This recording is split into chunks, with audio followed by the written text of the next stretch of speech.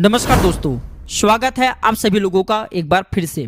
पितृपक्ष समाप्त होने से पहले घर में लाए यह चीज अब के घर से निर्धनता, परेशानी, गरीबी, दुख, तकलीफ एवं रोग दोष सारे जो भी समस्या वह जड़ से समाप्त हो जाएंगे। वीडियो को ध्यान से देखना, आज की वीडियो बहुत ही ज्ञानवर्धक है।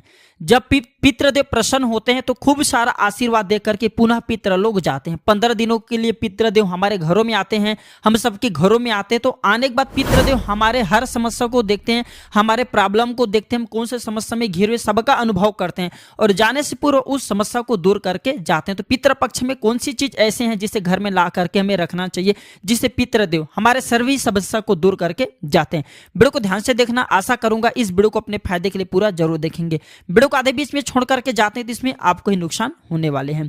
नित्य अगर आप चाहते हैं आपके पितृ आपके ऊपर प्रसन्न रहे तो इसके लिए पीपल पेड़ पर काले तिल जरूर चढ़ाना। मैं हर दिन बोलता हूं, जो पीपल के वृक्ष हैं इसमें पितरों का वास माना जाता है। आपने देखा होगा कोई भी व्यक्ति जब मरते हैं, मृत आत्मा की जो पिंड है उनके शांति के लिए पीपल के वृक्ष पर पिंड बांधा जाता है। जो पिंड होता है एक प्रकार के मटके बनते हैं, उसी से पितर को पानी प्राप्त होता है, मरे हुए व्यक्ति को पानी प्राप्त होता है। इसलिए जो पीपल के वृक्ष हैं इसे पितरों का स्वरूप माने जाते हैं। इस पर स्वयं पितृदेव से समस्त देवी देवता वास करते हैं। इसलिए ऐसा कहा जाता है अगर पितृपक्ष में कोई भी व्यक्ति नित्य अगर पीपल की जड़ पर, जी हाँ, पीपल की जड़ पर दक्षिण दिशा की तरफ मुंह करके काले तिल डाले तो ऐसे व्यक्ति के ऊपर पितृदेव बहुत प्रसन्न होते हैं। फिर ऐसे व्यक्ति के जीवन से पितृदोष समाप्त कर देते हैं। पूर्व समय में किए गए अगर पितृदोष वो दूर हो जाते हैं और ऐसे व्यक्ति कभी फिर निर्धन नहीं होता और ऐसे व्यक्ति को लक्ष्मी भी सिद्ध होते हैं।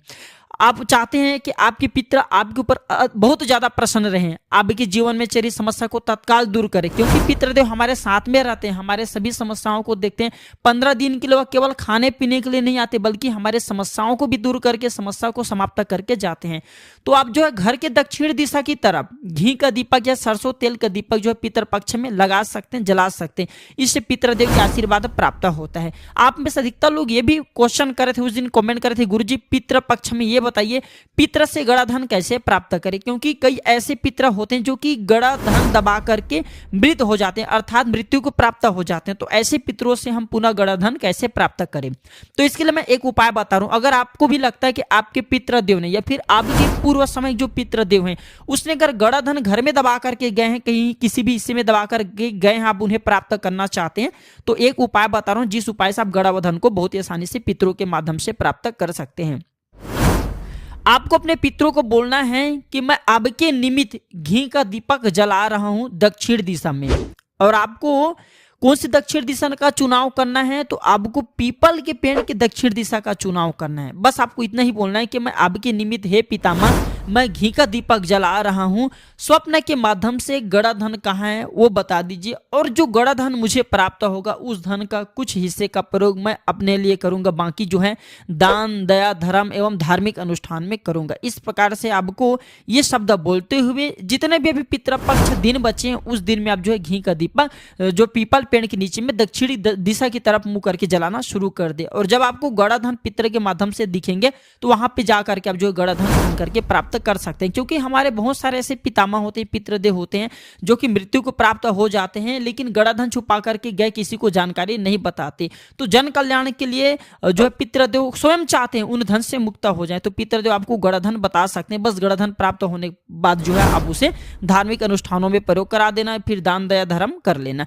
पितृपक्ष में क्या देखना शुभ होता है, तो पितृपक्ष में जो अगर आपको सौभाग्य से सफेद सांप दिख जाते हैं तो इसे पितरों के स्वरूप माने जाते हैं। कंवल दिख जाते हैं तो इसे भी पितरों का स्वरूप माने जाते हैं। जो गिलहरी है, गिलहरी देखना पितृपक्ष में बहुत ही शुभकारी होता है। काले कुत्ते दिखे तो ये भी पितरों के ही स्वरूप हैं। अगर आपको सफेद जो है सांप है, कौवा है, गिलहरी, काले कुत्ते दिखते हैं तो आपको एक मैं मंत्र बता रहा हूं, इस मंत्र को बोलने से मनोकामना की पूर्ति होती है। धर्मशास्त्रों में पितरों में बहुत सारे ऐसे जो ग्रंथ है उसमें लिखे हैं, तांत्रिक ग्रंथों में भी लिखे, ओम पितृ देवाय नमः मम मनोरथ पूरय पूरय। बस ये मंत्र आपको बोलना है। अगर आपको सफेद सांप, काला कौवा, गिलहरी, काले कुत्ते दिख जाते हैं तो बस आपको अपने मनोकामना बोलना और बोलना है कि ओम पितृ देवाय नमः मम मनोरथ पूरय पूरय। आपके मृत पूर्वज जो है, कोई भी पूर्वज आपके क्यों ना, जो मृत पूर्वज हैं उनकी आत्मा आपकी उस मनोकामना को, जिस मनोकामना को बोल करके ये मंत्र जपेंगे उस मनोकामना की पूर्ति अवश्य कराता है, संदेह नहीं है।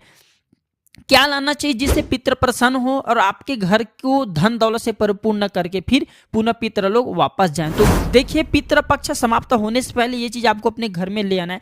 पहला चीज है कुश घास। कुश घास की जड़, जो कुश घास की जड़ है, इसमें पितरों का वास होता है, देवताओं का वास होता है। स्वयं ब्रह्म विष्णु महेश भगवान शंकर सहित समस्त देवी देवता कुश घास की जड़ पर निवास करते हैं। कुश घास की जड़ पर अमृत की कुछ बूंद भी गिरे थे, इसलिए से हम जो है पूजा पाठ अनुष्ठान में प्रयोग करते हैं। और पिछले वाले वीडियो में भी बताया था, जो कुश घास से बने जो चटाई होता है, इसे बहुत ही पवित्र माना जाता है मंत्र जाप करने के लिए। तो कुश घास की जड़ लाइए और आप इसे ला करके अपने घर के दक्षिण दिशा में कहीं पे लटका करके रख दीजिए। पूरे साल पितरों के आशीर्वाद प्राप्त होगा। और पितृदेव जो है, पितृपक्ष समाप्त होने से पहले आपके घर की जो भी समस्याएं हैं, चाहे धन संबंधी समस्या परेशानी हो, सारे परेशानी को दूर करके जाएंगे अगर आप जो कुश की जड़ ला करके दक्षिण दिशा में लटका करके रखते हैं तो। क्योंकि इसे पितरों का इसमें वास माना जाता है, वो प्रसन्न होते इसे लाने से। आप चाहते हो तो काले तिल, जो काले तिल हैं, घर के सभी कोने में थोड़ी थोड़ी छिड़क दीजिए और पितरों को बोले कि हे पितामह, जाने से पूर्व घर से गरीबी, परेशानी, दुख, तकलीफ या समस्या, जो भी आपकी समस्या वो समस्या बोल दीजिए और बोलें कि सारे समस्या को मिटा करके आप जो है हमारे घर से